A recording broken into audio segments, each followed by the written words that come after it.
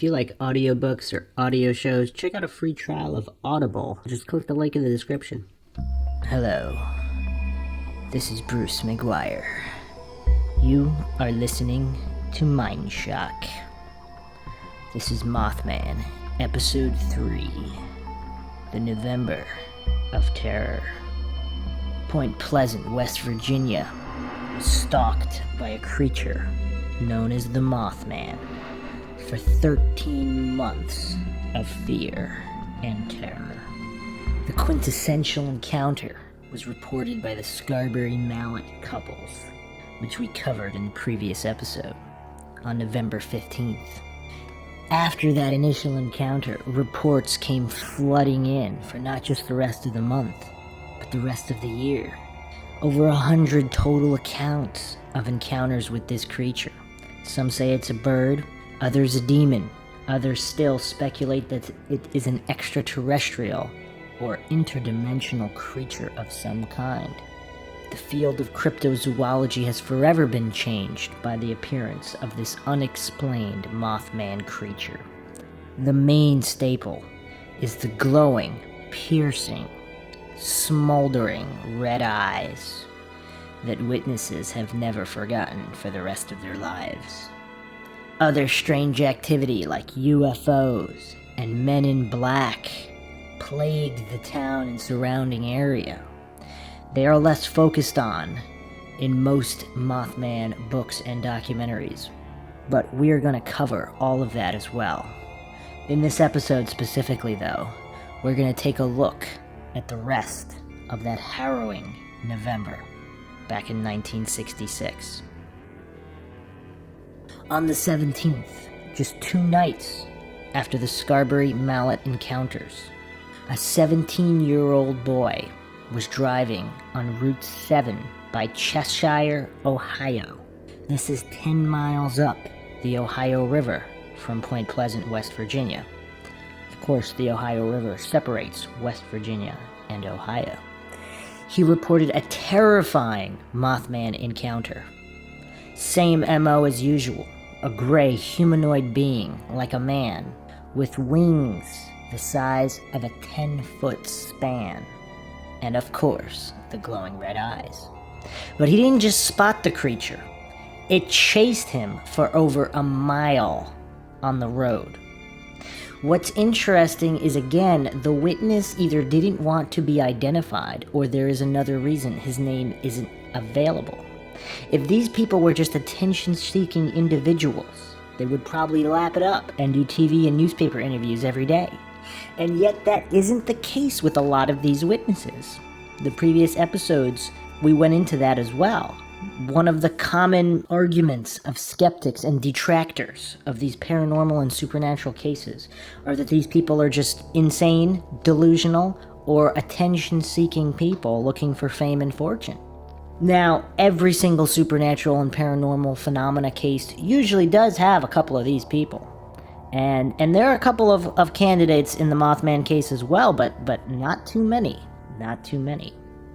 The following night, on November 18th, Point Pleasant fireman Benjamin Enox and Captain Paul Yoder were in the TNT area. A curious sighting, as the men stated that it was definitely a bird, but they did say it did have big red eyes and was very large. It was huge. We'd never seen anything like it. So, can this sighting possibly be filed away as a large owl sighting? Maybe. What's strange is that the so-called rational thinkers ludicrously believe all of the Mothman sightings can be waved away as simple owl sightings. Now, owl eyes can reflect red, but the largest owls would be about 2 feet high and only a 5-foot wingspan. Obviously, some distant sightings of these flying owls may be accountable for a portion of the reports, but all one has to do is think logically to put the nail in the coffin to this silly theory. If these owls, which supposedly look like giant flying men, were prevalent in the Point Pleasant area, why were they not sighted 100 times any other year? Why only in 1967? Why not after the bridge collapse? Did all the owls suddenly go extinct? Not likely. Not likely at all. The slew of November sightings continue. 4 occur on November 20th. That night, 4 teenage boys were exploring the TNT area in the evening and reported seeing the Mothman. Now, the TNT area we heavily discussed in the previous episode. It was an abandoned munitions plant with dome storage areas and abandoned buildings. This is where the initial Scarberry-Mallette encounter happened, and it was unofficially dubbed the home of Mothman. It was also an Environmental Protection Agency disaster site due to pollution and toxicity. That's where the theories came from that the Mothman might be some kind of a mutated freak of some kind. So anyway, on this night, November 20th, the 4 teenage boys were exploring the area. John Morrow and Johnny Love were both 14, Billy Burdett and Daryl Love, 16 and 18, respectively. All 4 had the same exact story. It was a man-sized gray humanoid with wings and glowing red eyes.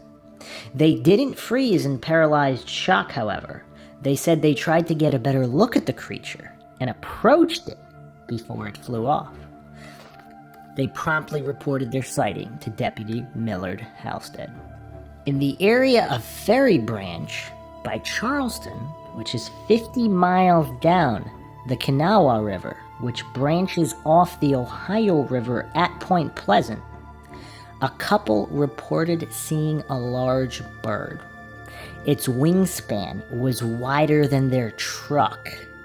It flew over their truck, landed in a tree, and then flew up Ferry Branch Hollow. Apparently there was not a humanoid and red-eye description in this sighting. 5 teenagers driving along Campbell's Creek that night encountered the Mothman as well. Campbell's Creek is 10 miles further downriver southeast of Ferry Branch, 60 miles southeast of Point Pleasant. Their headlights captured a man-sized bird-like creature with red eyes beside a rock quarry. As soon as they saw it, it immediately fled into the woods. One of the teenagers, Brenda Jones of Point Lick, stated, "Nobody believes us because we're teenagers, but it was real scary." You'll see where I'm going with the river descriptions now. Further along the Kanawha River, 20 miles southeast, it branches off into several creeks, one of which is Smithers Creek. And 10 miles east on that is the area of Dixie, West Virginia. So we're now 90 miles southeast of Point Pleasant. Howard Miller witnessed a bird creature. He said it was about 4 feet tall with red half moons under his eyes. He saw it landing on a school bus shelter. Strange indeed. 4 feet is more likely to be a large owl or bird of some kind. Regardless, the string of sightings downriver that night is interesting. If it is the Mothman, it would seem likely that it was following rivers and creeks as opposed to randomly flying around land. The next night, we're in Charleston. This is the 21st of November, 10:15 at night. Richard West called the police. His report? There was a Batman sitting on the roof next to his house. D.L. Tucker, a patrolman, answered the call. West described this Batman by saying, "It looks like a man, it's about 6 feet tall and has a wingspan of about 6 to 8 feet. And it has big red eyes." D.L. Tucker asked him if it flew. West responded, "Straight up, just like a helicopter." Very bizarre. So, we're also seeing some similar traits here. Obviously the red eyes, similar estimations on wingspan, although some smaller, some larger. And then of course the helicopter flight ability. Very, very bizarre.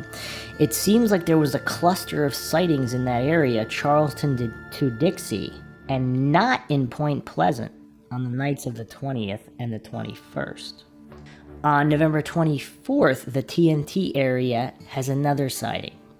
2 adults with 2 kids were driving past the TNT area in Point Pleasant when they saw the now famous giant flying humanoid creature with red eyes. After this sighting, the Mothman Furor was in full swing. Several hours later, on the morning of November 25th, the Mothman made a rare daytime appearance as the sun was just coming up at the crack of dawn. It was 7:15 a.m. Thomas Urey, a shoe salesman, was driving along Route 62 just north of the TNT area. He was going about 75 miles an hour when he noticed something on the riverbank, which then came up over the tree line. It was a very large bird. I could not see any type of a head or anything, but man, that thing could move. I was going 75 miles an hour and it's making circles and still keeping up with me and getting lower each time. I do not remember ever seeing it flap its wings, but when you are driving like that, looking through the top of your windshield, I could only see it making the big circles, almost like a predatory bird. I guess I was scared to a certain extent, but then when I realized that this thing was not going to attack me or anything, I did not feel as threatened. When it first started getting lower, it seemed to be more curious about me, almost a mutual curiosity. After that, it wasn't that I was scared, but I was apprehensive. Estimated wingspan, let's say 10 to 12 feet, give or take on either end, up to 15. I'd never seen anything that large before in my life. I was scared, but I wasn't terrified. It's a strange feeling. I've never seen anything like it. I hope I never do again. It's just unbelievable. After it flew off, he went straight to the sheriff, George Johnson, reporting his sighting. He also gave interviews to Mary Heyer, the reporter and journalist that covered the Mothman case extensively, and John Keel and others. Interesting to note, he did not claim this was a humanoid, and he did not notice red eyes. The other thing that's kind of funny about Thomas Urey, he seems to be trying to make a point that he wasn't scared, but then he keeps going, I was scared, but I wasn't terrified, but it's not that I was scared, I was apprehensive. It's kind of funny. Pretty funny that was one of the main things he was trying to relay, is that he was not a coward. And I just mentioned John Keel. He, of course, is the ufologist, and he covered this case extensively. And he witnessed a lot of UFO phenomena and Men in Black activity in the area as well. On November 26th, once again, outside of the immediate area of Point Pleasant, but along the rivers of the Ohio River, there is another sighting. Lowell, Ohio, sits along the Muskingum River, 14 miles from where it shoots off the Ohio River at Marietta, which is about 65 miles northeast of Point Pleasant. Total distance from Point Pleasant, Lowell is 75 miles. Marvin Schock, his children Markeen and Philip, were near Cat's Creek in the afternoon when they witnessed 4 gigantic birds near trees. What's incredibly remarkable about this sighting is its duration. The witnesses say they watched these birds for 2 whole hours. No red eyes. They looked about as big as a man would look moving around in the trees, Schock said later. When we started walking toward them for a closer look, we were about 100 yards from them. They took off and flew up the ridge. They were able to continue following the birds by car, where they arrived 200 yards from Ewing Tilton. Tilton came out and talked with Schock. They estimated the birds as being 4 to 5 feet tall and wingspans of at least 10 feet. They had dark brown backs with some light flecks. Tilton observed. Their breasts were gray, and they had 5 or 6 inch bills, straight, not curved, like those of hawks or vultures. Shock thought there was a reddish cast to their heads, but the birds kept their distance, and then they flew away. Is this just another coincidence that large birds, or potentially the Mothman, are being sighted right off of rivers? It's very, very strange. The other part is some of these witnesses are very clear in their descriptions. They're not jumping on the Mothman bandwagon. Some of them are not reporting red eyes and not reporting humanoid figures. So they're clearly not pushing this Mothman idea. But on the other hand, these aren't owls if they're like 5 feet tall with 10-foot wingspans. Unless they're these giant cryptid owls, which for whatever reason only had activity in that 1 year. That's one of the things that's just mind-boggling about this case. I mean, the other theory we are basically forced to entertain is that there's a Mothman and there are these large birds being sighted. Is it possible that they're unrelated? Theoretically, maybe there are mutated owls or mutated cranes. The other thing about the sandhill crane that never made any sense, obviously it has a really long neck. That's the whole point of a crane. That's where the expression craning your neck comes from, because the neck is insane. Like these cases, there are no necks in the case of the Mothman, or possibly even visible heads. The eyes are sunken into the shoulders, kind of like an owl. But again, the owls are 2 feet tall. And if there are mutant freak owls flying around, where did they go? What happened to them? And that munition plant has been around there since World War II. So what's been going on for 20 years? It takes 20 years for the birds to mutate? And if it does, where did they go after that? Or did the men in black come in and round them all up? Shoot them all? Or you know, whatever. A lot of unanswered questions here. A lot of unanswered questions. The marathon of sightings on the 26th continued. In St. Albans, not far from Charleston, Mrs. Ruth Foster encountered Mothman on her front lawn. She heard her dog barking 10:30 at night, went out to investigate. She told reporters it was standing on the lawn beside the porch. It was tall, with big red eyes that popped out of its face. My husband is 6'1", and this bird looked about the same height, or a little shorter maybe. It had a funny little face.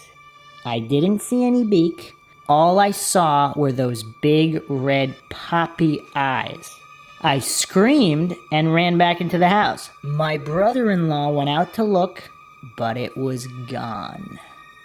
You know, another theory I haven't really seen floated is if Mothman is somehow this king cryptid creature and has control over these other birds, these gigantic birds, and they're all freaks or mutated freaks from the TNT plant. Because then that could possibly account for all these sightings. There's these gigantic birds, and then there's also Mothman. And there are different sightings. Moving on to the following day, November 27th. Now we come to another staple of the Mothman lore. The compelling encounter of Connie Jo Carpenter and the unfortunate aftermath. Connie Jo Carpenter is actually Mary Hyer's niece, the reporter prominently featured in this case. So Connie Jo Carpenter, a shy 18-year-old girl from New Haven, West Virginia, worked at Tiny's Diner in Point Pleasant. She claimed to have an encounter with the Mothman that morning, 10:30 a.m. So this is the most well-known daylight sighting. Other than the Scarberry-Mallette sightings, this is actually like pretty much the big one in terms of the Mothman. She was returning from church and driving on Route 62 past the Mason County Golf Course when she saw what she first assumed was a large man dressed in gray. Then, suddenly, large wings, about a span of 10 feet, unfolded and it shot up in a straight line and then took off towards her car. Speaking about it, she said, "Those eyes, they were very red, and once they were fixed on me, I couldn't take my own eyes off them. It's a wonder I didn't have a wreck." She said the Mothman flew directly at her, then veered off and was gone. She sped home hysterical and then locked herself in her room.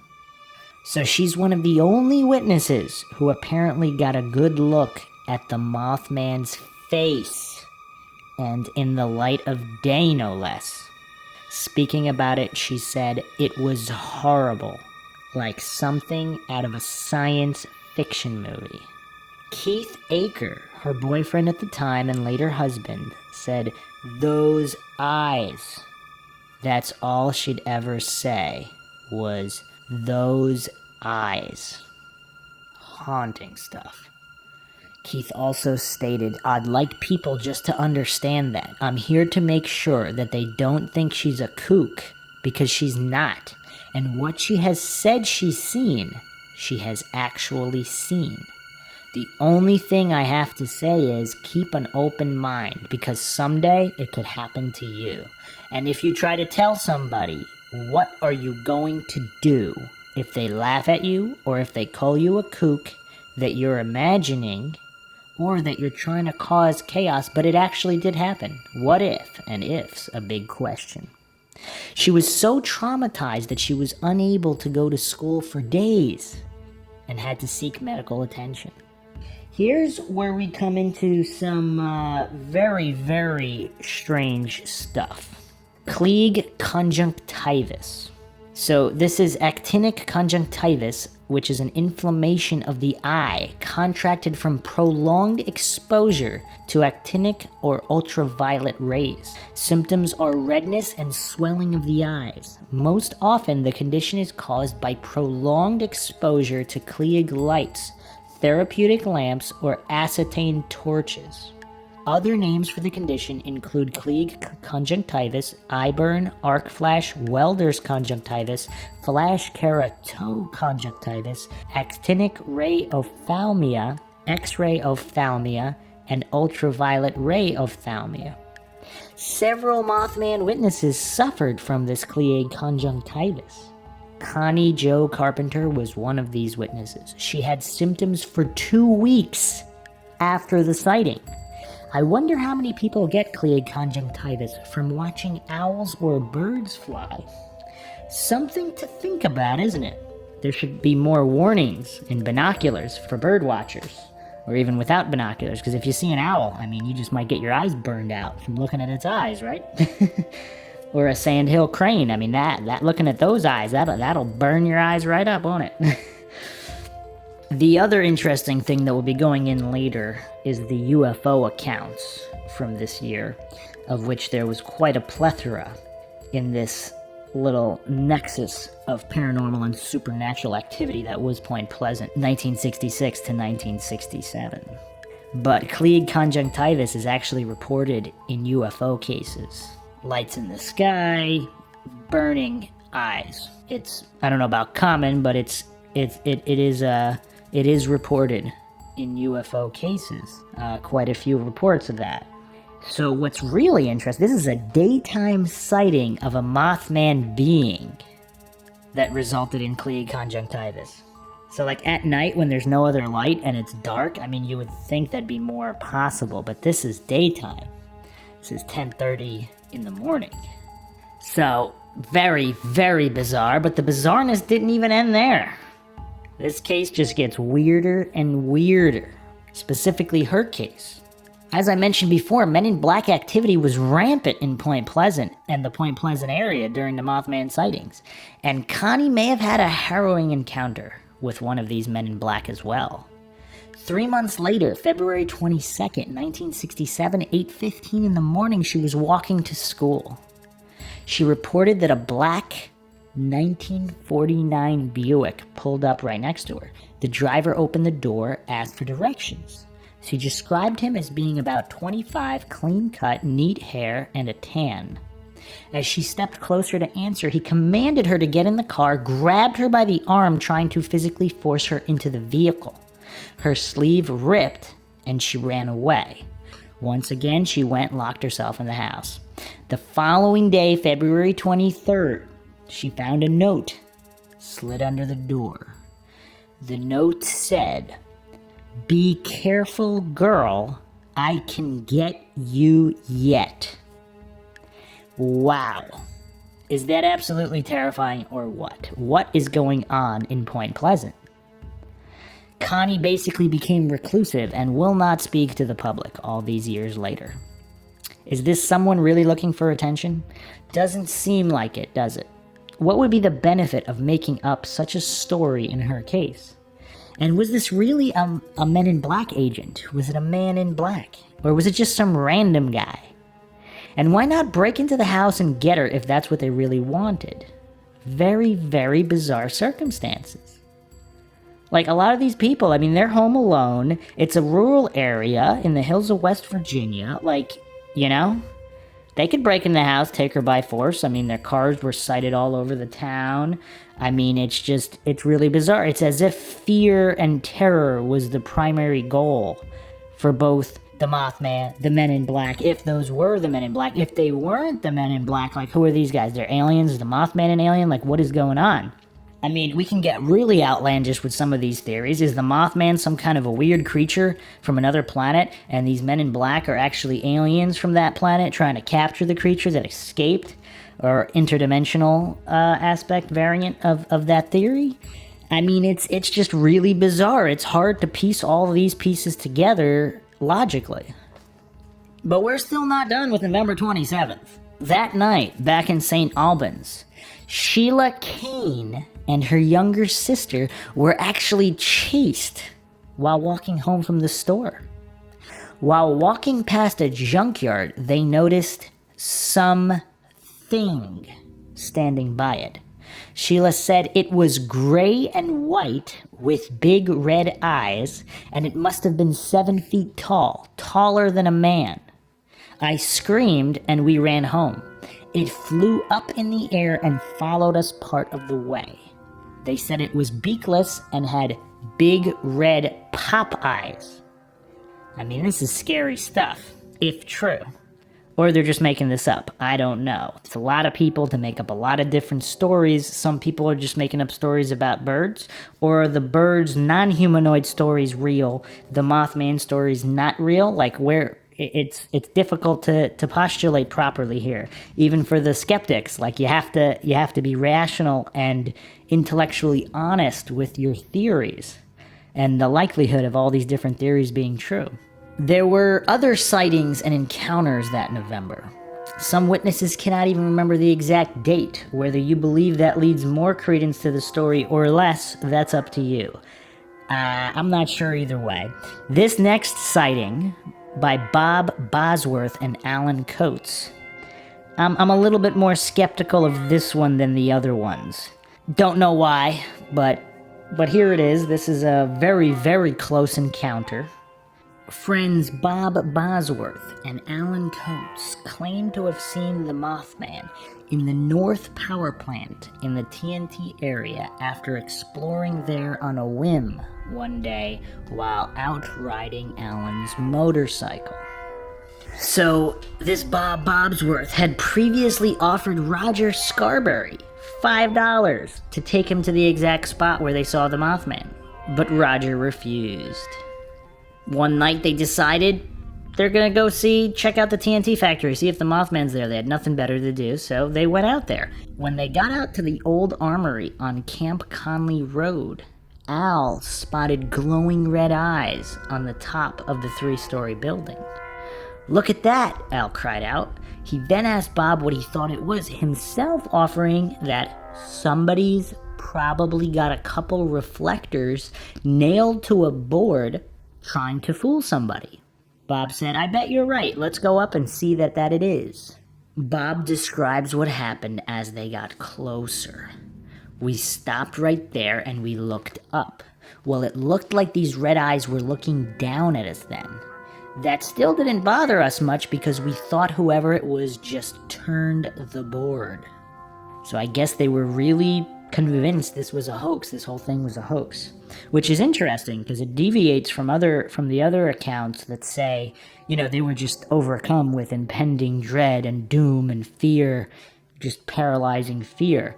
These guys apparently weren't really scared because they were convinced it was fake and it was just reflectors on a board.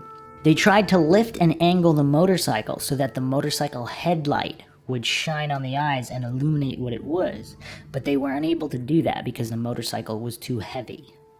So they went into the power plant and got to the 3rd floor. There were concrete platforms. There were also the metal catwalks that went in every direction around the abandoned equipment. So Bob said in the process of a lot of demolition work, they had removed the ladders that took you up on the roof. I thought that how in the world could anybody get up there? All of a sudden this. I don't really know what to say. Whatever I saw, it very slowly and precisely walked toward us. So this abandoned power plant was littered with broken glass. So you couldn't walk anywhere without the noise of the glass crunching under your feet. Also, that night, the moonlight was very bright, so it was shining through the windows. He said it was causing a spotlight effect, so that the moonlight illuminated certain areas, but other areas were completely pitch black shadow. Bob said we heard it walk, and it walked right up and just stayed in the dark. So he couldn't see the red eyes right now. I thought about that, and I think that is because there is no light to reflect them. All of its movements were slow and precise. No flighty movement, no waddles, or anything like that. It got to the point that if I had taken one step and extended my arm, I could have touched it. He said all he could see was just a faint outline of the Mothman. It was very large with broad shoulders. He said it was between 6.5 and 7 feet tall.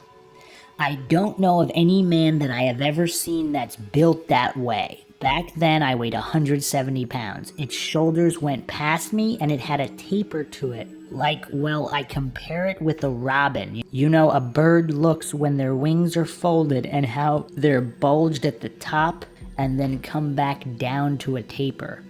It was just as though it had a head, a large head, sitting on its shoulders. Here's what we did because you can't sometimes comprehend what you're seeing. Well, it looked very strange, so I told Al, and I nudged him with my elbow so he would go along with it. I said, Al, that's a bird. I'm gonna shoot it. We didn't have any guns. If it were somebody, they should have spoke up and said, hey man, don't shoot, it's me. No, nothing. It just stood right there. I said it again. I said, Al, I mean it, I'm gonna shoot it. He said, well, go ahead. Well, I put my hand into my coat like I had a gun. No sound. It stood right there just as if it were looking right at me.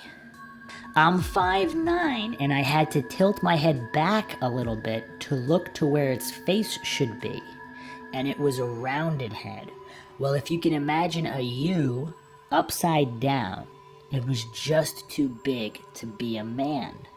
There were no quick or threatening moves whatsoever, and had it meant any harm, it certainly had its chance right there, towards either one of us. But I remember that any nervousness went away, and I started becoming more interested in trying to figure it out. I became at that point very calm. I wasn't afraid, I was unsure. Now here's a very interesting aspect of the story. Bob and Al said they stared at the Mothman for 5 to 6 minutes. Okay, that's a pretty long sighting. 5 to 6 minutes that they were just hanging out looking at each other. Bob said it very slowly and precisely turned toward the catwalks.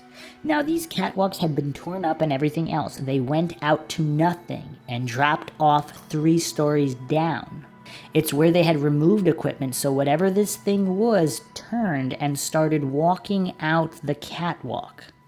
So I'm still to the point that I'm not sure what I'm seeing, and I didn't want anyone to get hurt. So I yelled out, "Buddy, don't go out on that catwalk. There's no railing. It drops off out there 3 stories down." Never a hesitation. Then we heard the sound like wings. It was just as though it said, "Well, I'm bored," and left.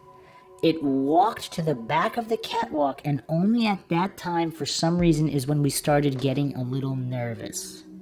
We hastily left. So they ran away, hopped on the motorcycle, and rode off. They didn't hear anything else.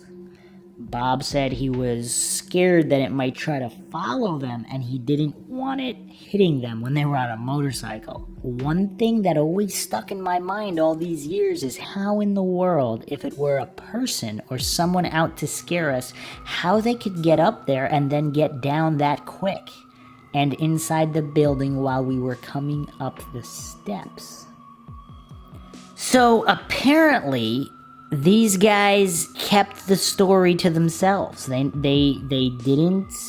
said they didn't think the police could help them. And Bob told his father, who said he was just seeing things and that no one would believe him.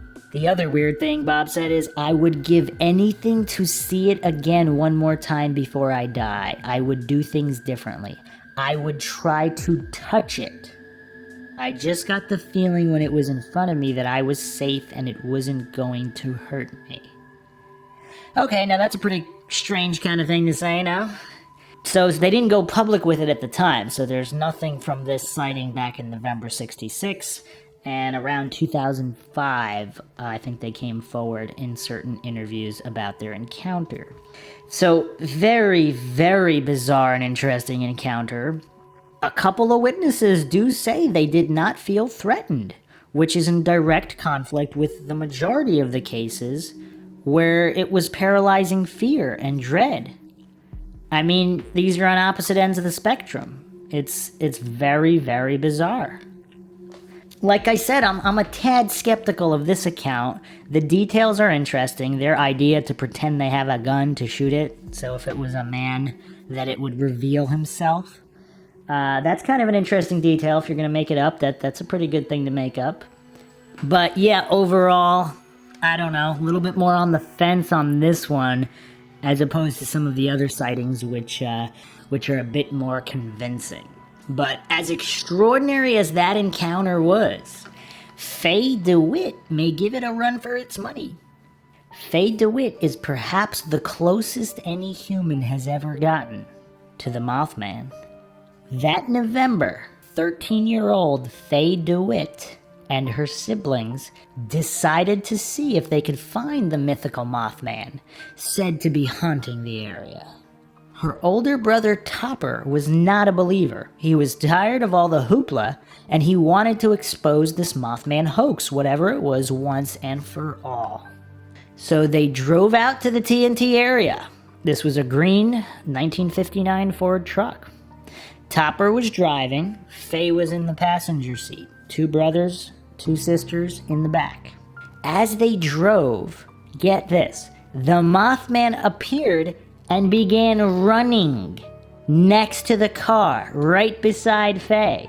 Faye was face to face with this creature through the car window. Topper told her not to look at it, but she saw it. She described what she saw as whitish and sandy. It had the features of a human, giant red eyes, no beak. What's also interesting is that it wasn't flying, it was running. So she couldn't believe it. None of them could believe it because this Mothman creature is running next to the car at 50 miles an hour. Clearly an owl or sandhill crane, right? So once again, to all those saying it's a sandhill crane or owl, how many sandhill cranes or owls run without visible wings next to a car, because she said she didn't even see the wings until later. So there's this monster creature just running next to the car. She doesn't even know it has wings at this point. So it's one thing to doubt that the Mothman is a demon or a cryptid, but to 100% state it can be easily explained by a bird is just downright comical. Unless all these witnesses are completely lying. Because a sandhill crane or an owl does not run on its legs at 50 miles an hour next to a vehicle. What she said about the sighting later, all I could see was the eyes. They were so big, other than anything else on its face, it just held you, and that's about all you saw. The eyes was the reddest I've ever seen in my life, and to this day, I've never seen anything that red.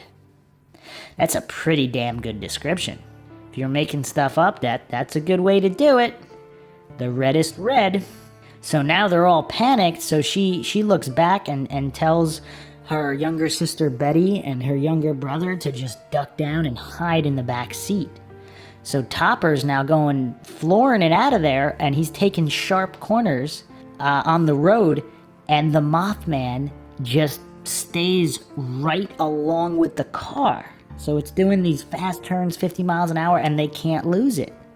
So at this point, Topper, on the next sharp turn, he just stops the car sideways in the road. And the Mothman jumps on the hood of the car and stares at them through the windshield. Now this is as close as an encounter as you can get. It's on the hood of their car. This is scary. The creature apparently then just hopped right up to one of the abandoned factory buildings in the TNT area. Faye said it jumped on top of the building and then just turned and sat down and crouched like a gargoyle, Faye described. It's a pretty good description, isn't it? Is the Mothman a gargoyle? The same gargoyle of medieval times and ancient legend and folklore? So basically it just jumped right up the building. There was no flying, there was no wings, it just hopped right on the building.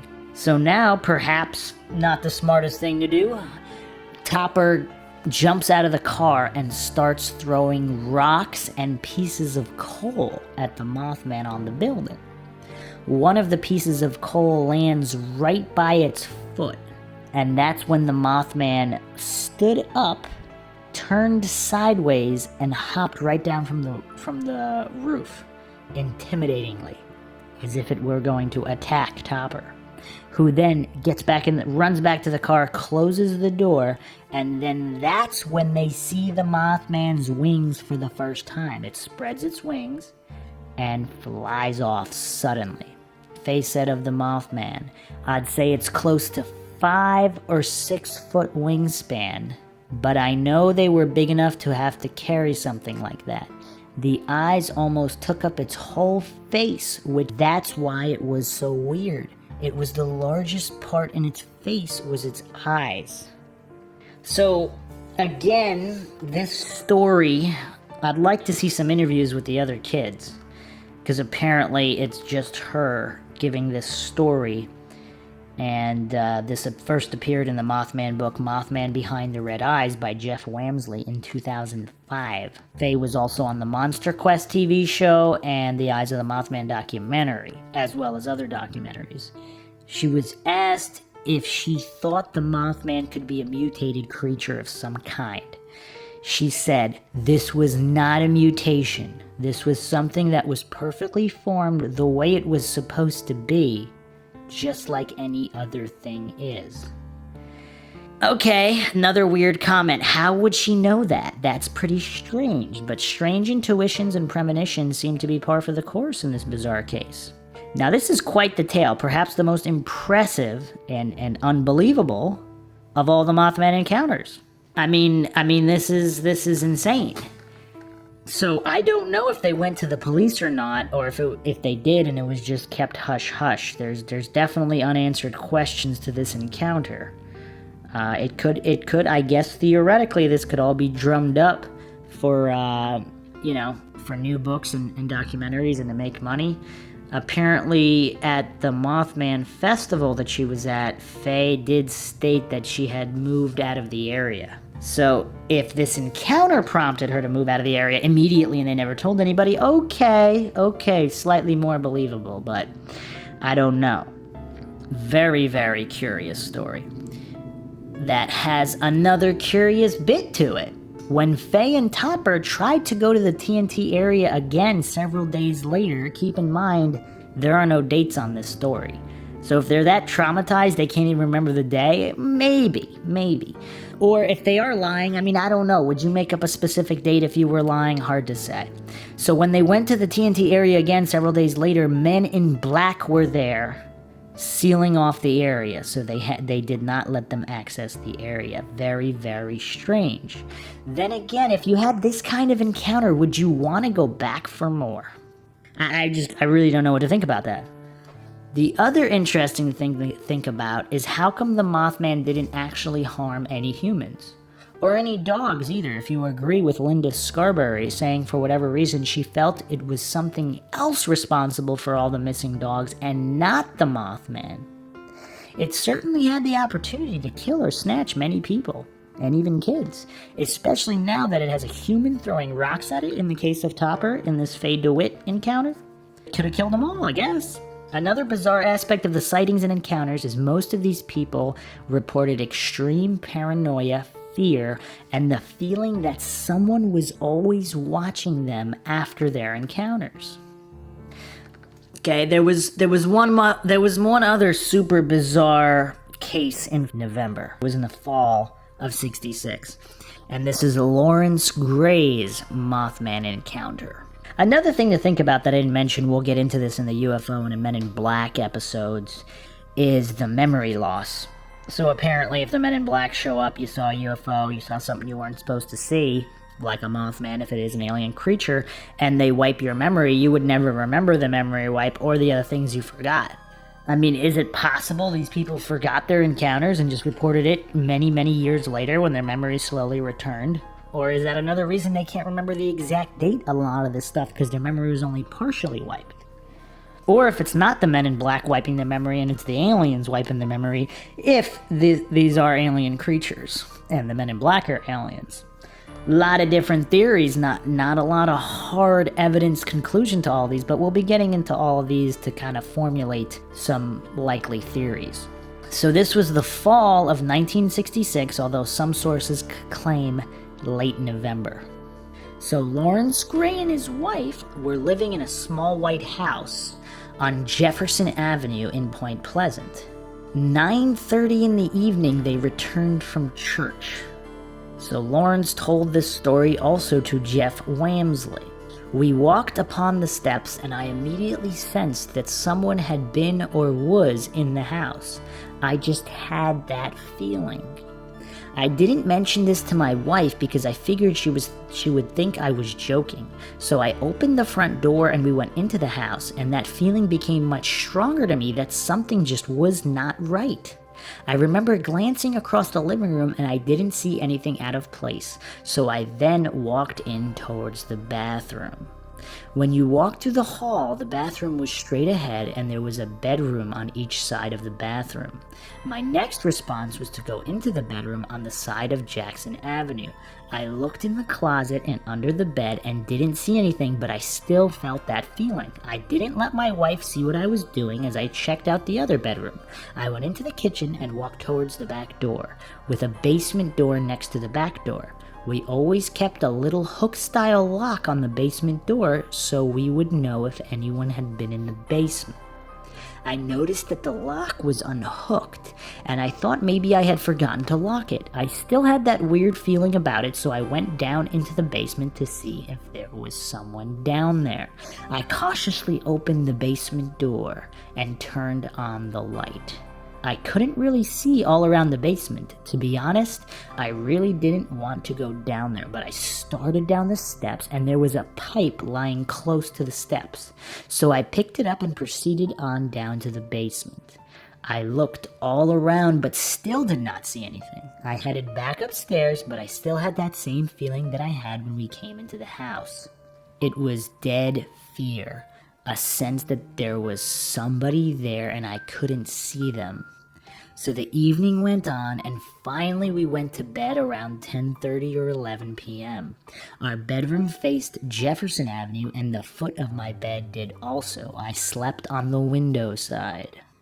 I was lying there in bed, and all of a sudden, at about 3 a.m., I found myself awake and looking out the window. I remember all of this very clearly.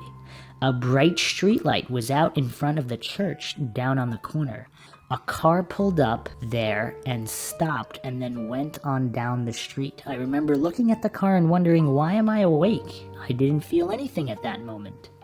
I turned my head back across the bed, and there this thing stood. It just sort of paralyzed me, and I was frozen with fear. I was taken by what I was seeing, and I was really afraid at this point. It was standing there, and I tried to yell, but I couldn't make a noise. My wife was lying right beside of me asleep. This thing was standing there, and it was at least 6 feet tall, maybe a little taller from where I was laying. It was sort of a dirty lunar color. This thing could see me, and I could see it. We both knew we were looking at each other. To me, I am convinced, as sure as I am sitting in this chair, that this was the devil. This thing had 2 arms, or things that looked like wings, and it was standing like this. He demonstrates a figure standing with shoulders shrugged and the head tilted. I did not see any red eyes of any sort. It had a shape, it had a head and those deep eyes, and it was pronounced in its own way. It really wasn't a human form, but it was in the form of a body. The head was very much a head with wing formation off to its sides. I can see it in my mind just as clear as it was that night. I would estimate this lasted for about 45 seconds or so. It went on for a while. I really didn't know what to do. But when I started thinking of Bible scripture in my head, it was just like salt on a slug. It kind of dissipated. Not real fast, but just sort of went into nothing. He immediately woke up his wife, told her exactly what had happened, and then she just said, "Oh yeah, okay, it was the devil." I guess, I don't know, these church-going folks just assume any monster's the devil? I don't know. Obviously, he knew about all the Mothman reports, so he assumed it was just the same thing that they were seeing. So he truly believed this thing was the devil and it was flying around Point Pleasant terrorizing people. Once again, this is one of the couple of sightings where there are no red eyes reported.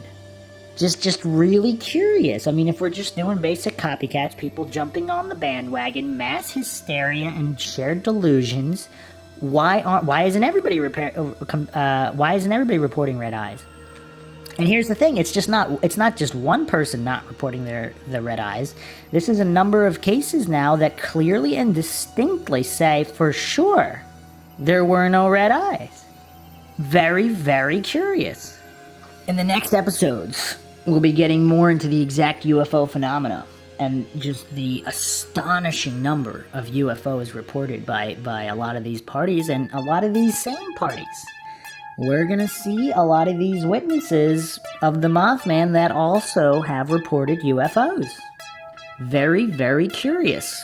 Hope you enjoyed tonight's episode. If you enjoy our podcasts and our podcast series, you can donate to our PayPal. Just check the link in the description, and we can bring you even more podcasts. Have a good night, everyone. This is Bruce McGuire, signing off.